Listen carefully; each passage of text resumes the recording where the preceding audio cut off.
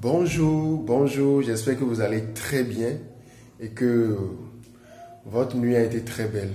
Alors aujourd'hui, je me suis réveillé en pensant à une amie à moi et en pensant à elle, j'ai pensé à un sujet que j'aimerais partager avec vous. Alors, ça concerne surtout les mères célibataires.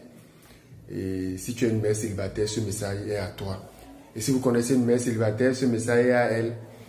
Vous savez, il y a quelques années encore, je faisais partie de ces personnes qui jugent les mères célibataires. On trouve qu'elles sont des personnes en griffe gâtées, qui ont très tôt eu des enfants de gauche à droite, peut-être deux enfants de pères différents. Et on se dit que c'est des femmes, voilà, qu'il ne faut pas vraiment respecter comme les autres femmes. Mais avec le temps, en grandissant, j'ai compris que c'est totalement faux. C'est des conneries que nous racontons souvent, sans savoir, sans connaître l'histoire de ces dernières. On peut ne pas avoir des enfants et être plus dangereuse. Une femme peut ne pas avoir des enfants et être plus dangereuse, plus mauvaise qu'une femme qui a déjà eu des enfants avec d'autres hommes. Vous savez, parfois, ce sont des femmes qui ont été victimes par le passé ou qui ont manqué de maturité très tôt en grandissant.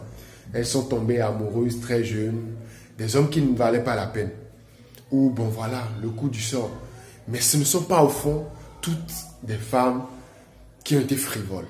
Alors mon message à toi, mère célibataire, ce matin. Déjà, je tiens à te dire de prendre courage et de te dire que ta vie n'est pas limitée à ce passé, à ces expériences mauvaises que je dirais que tu aurais vécues. Tu peux toujours réécrire ton histoire. Et ces enfants que tu vois à côté, qui peut-être pour toi sont des bagages qui te retiennent, seront ces enfants qui te feront sourire, qui te feront être heureuse plus tard. Et déjà, je tiens aussi à te dire ceci. Écoute, mère célibataire, ne limite pas ta valeur au fait que tu es désormais une mère. Ou parce que tu as déjà des enfants, tu peux accepter n'importe quoi venant d'un autre homme. Parce que tu veux juste te faire une place dans un couple. Jamais. Ta valeur ne dépend pas du fait que tu sois mère célibataire.